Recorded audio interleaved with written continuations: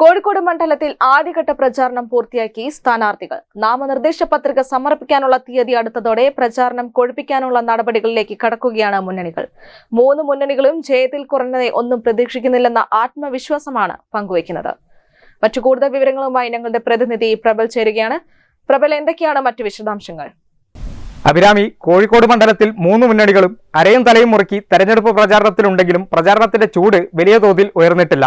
UDFും LDFും പ്രചാരണത്തിന്റെ രണ്ടാം ഘട്ടം പൂർത്തിയാക്കിയെങ്കിലും NDA സ്ഥാനാർത്ഥി രണ്ടാം ഘട്ട പ്രചാരണം ആരംഭിച്ചതേയുള്ളൂ. ഹാട്രിക് വിജയത്തിന് ശേഷം 4 അംഗത്തിന് കോഴിക്കോട് മണ്ഡലത്തിൽ ഇറങ്ങുന്ന സിറ്റിംഗ് MP MK രാഘവൻ ആദ്യഘട്ട പ്രചാരണത്തിൽ പഞ്ചായത്ത് തല യാത്രയിലായിരുന്നു ശ്രദ്ധ കേന്ദ്രീകരിച്ചത്.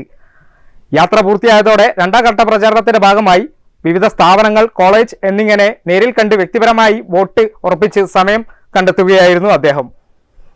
ഏപ്രിൽ 1 മുതൽ പൊതുപര്യടനം ആരംഭിക്കാനാണ് UDFിന്റെ തീരുമാനം. LDF സ്ഥാനാർത്ഥി എളമരം കരീമും രണ്ടാം ഘട്ട പ്രചാരണം പൂർത്തിയാക്കി കഴിഞ്ഞിട്ടുണ്ട്.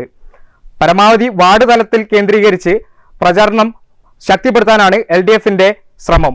കുടുംബയോഗങ്ങൾ നടത്തി താഴെത്തട്ടിലുള്ള പ്രവർത്തനം സജീവമാക്കാനാണ് എളമരം കരീം തന്റെ സമയം ആദ്യഘട്ട പ്രചാരണത്തിൽ കണ്ടെത്തിയത്. രണ്ടാം ഘട്ട പ്രചാരണത്തിൽ വിവിധ സ്ഥാപനങ്ങൾ, കോളേജുകൾ, ആശുപത്രികൾ എന്നിവ കേന്ദ്രീകരിച്ച് പര്യടനം നടത്തി. NDA സ്ഥാനാർത്ഥി MT രമേശ് ഒന്നാം ഘട്ട പ്രചാരണ പരിപാടി പൂർത്തീകരിച്ചു രണ്ടാം ഘട്ട പ്രചാരണത്തിലേക്ക് കടന്നിട്ടുണ്ട്. ആദ്യഘട്ടത്തിൽ റോഡ് ഷോ നടത്തിയായിരുന്നു NDAയുടെ പ്രധാന പ്രചാരണം. ഇതിനു പുറമെ പ്രമുഖ വ്യക്തികളെ നേരിൽ കണ്ടും വിവിധ സ്ഥാപനങ്ങൾ സന്ദർശിച്ചും NDA വോട്ടുറപ്പിക്കുന്നുണ്ട്. രണ്ടാം ഘട്ട പ്രചാരണത്തിൽ പൊതുയോഗങ്ങളടക്കം നടത്തി മുന്നേറാനാണ് NDAയുടെ തീരുമാനം. അഭിരാമി.